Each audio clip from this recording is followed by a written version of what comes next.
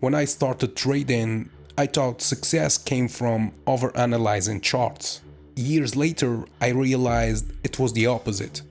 That's why I built this strategy. So guys, try to keep it simple, don't overuse indicators, and avoid too much price action.